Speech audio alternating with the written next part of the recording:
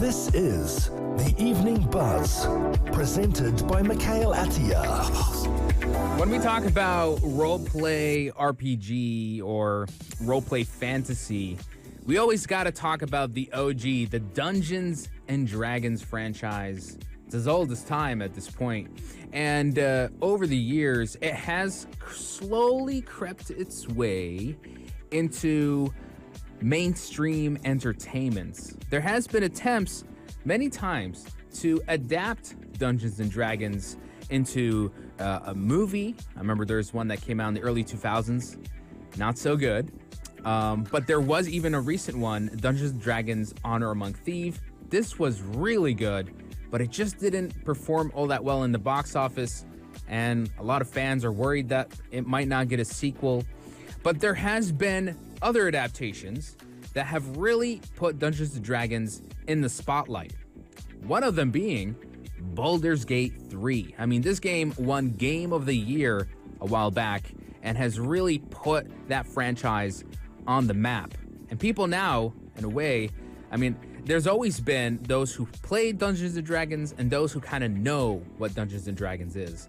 And I'll put a disclaimer now. I've never played Dungeons & Dragons. I find it to be very intimidating because there's a huge learning curve to it. I have played games that are similar in some way, that are more streamlined. I mean, I've played Baldur's Gate 3. I played it until in its entirety. I loved it. But I just never got to really play the official game. Now Netflix is coming around the corner, and they've been known for adapting tons of video games franchises, one of their most popular ones being Castlevania, and now they have officially announced that they're going to be working on a live-action Dungeons & Dragons series with the Deadpool and Wolverine director Sean Levy at the helm, along with the writer-showrunner Drew Crivello, who's known for We Crashed, another series. I believe that one came out on Amazon Prime. The show will be set in the Forgotten Realms, a fantasy world that's been integral to Dungeons & Dragons for many years. This is actually the same setting used in the 2023 film Dungeons & Dragons Honor Among Thieves and the popular video game Baldur's Gate 3. So you'll feel right at home with this show if you have played that game or watched that movie.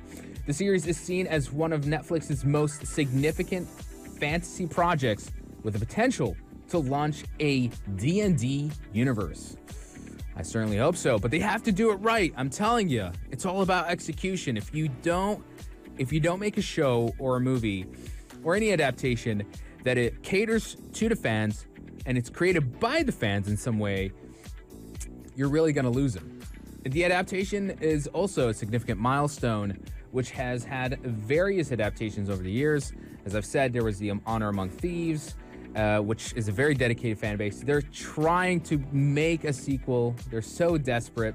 And there was even recently by Amazon who came out with the Secret Level. It was an anthology series, and they had one of the episodes was a Dungeons and Dragons animated episode. Fantastic.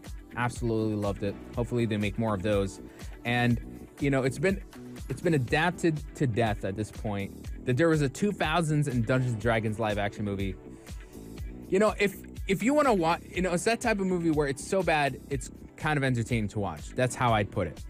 And now with this upcoming Netflix series, you can really see that D&D is stepping into a new era. One that could be giving it the mainstream attention that it rightfully deserves. And that could include future films and spin-offs. And I'm really happy. I'm sure many fans of D&D right now are thrilled about this. You know, this marks a new phase for that franchise, you know, that has been long-standing over decades and has just so much flexibility in terms of how it can really be adapted and provide various forms of entertainment, you know. Another one that I forgot to mention, Amazon's Vox Machina, that's based on the YouTube channel Critical Role. That's another example of just, again, the D&D franchise slowly growing in popularity and becoming a little bit more well-known, well-established. I mean, I can't even imagine D&D 20, 30 years ago when it was nothing more than a niche. And now it's becoming almost like a casual hobby that people pick up.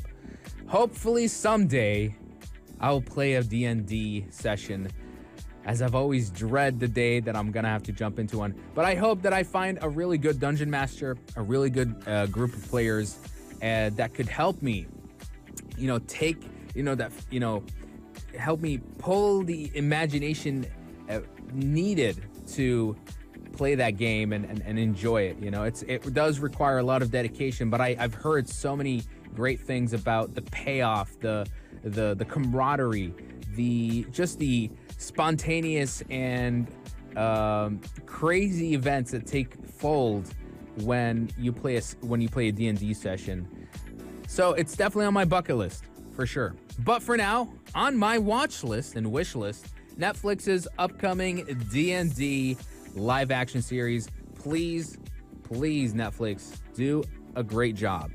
Do an amazing job, because that's the only thing you can do at this point. Netflix has shown they have a track record of doing some really great video game adaptations in the past. Castlevania, fantastic. Arcane, fantastic. So please keep that consistency going. You don't want to disappoint the D&D fan base, because they're hardcore and they're very critical. So be careful on that. But you guys do share your thoughts and opinions on this. Do let me know. We're going to take a short break, and we'll be right back with a lot more news from the world of entertainment right here on the Evening Buzz.